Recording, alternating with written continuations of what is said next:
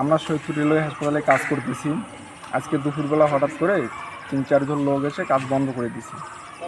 এখানে তো আমরা হাজিরা কাজ করি, হাফবেলা কাজ করার পর আমাদের কাজ বন্ধ। এখন আমাদেরকে টাকা কে দেবে, এটাই তো চিন্তার বিষয় একটা।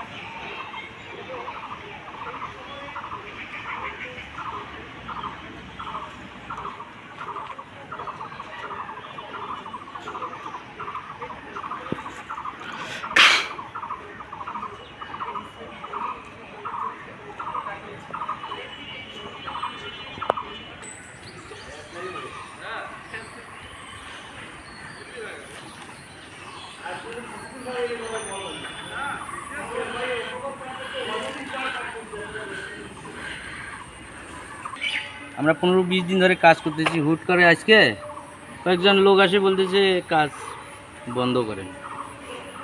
কী জন্য বন্ধ করব? বলতেছে যে কাজ বন্ধ করতে বলতেছি, বন্ধ করেন। তখন আমরা বন্ধ করলাম, হাফবেলার মতো কাজ করে বন্ধ করব। তখন বলতেছে যে ঠিকাদারের সাথে আমাদের কথা হয়েছে, নাম্বার আছে, ওরা কথা বলবে, তারপর কাজ শুরু করবে। তখন আমি বললাম ঠিক আছে, ঠিকাদার কথা বলুক আপনার সাথে, আমরা উপস্থিত বন্ধ রাখলাম, কিন্তু হাজিরা কে দিবে?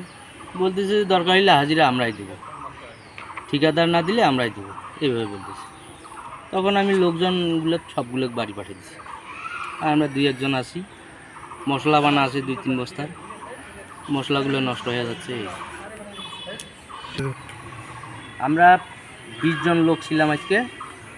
20 জনের মধ্যে উপস্থিত এখন 5 জনের মতো আছি, আর 15 জন বাড়ি চলে গেছে। এখন টাকা পয়সা যে প্রতিষ্ঠান দিবে না কে দিবে, এটা নিয়ে একটু সমস্যায় আছি। এটা আসলে ওই যে আমি সভাপতি সাহেবের কথা বলছি, ওইখানে ওনারা আমার বলতেছে যে কাজ কিছু টাকা পয়সা দাবি করতেছে আর কি। ওরা ওই কাজ কাম আমার ওই যে সকাল থেকে মশলা যেগুলো মাখানো হয়েছে এগুলো করতে দিচ্ছে না।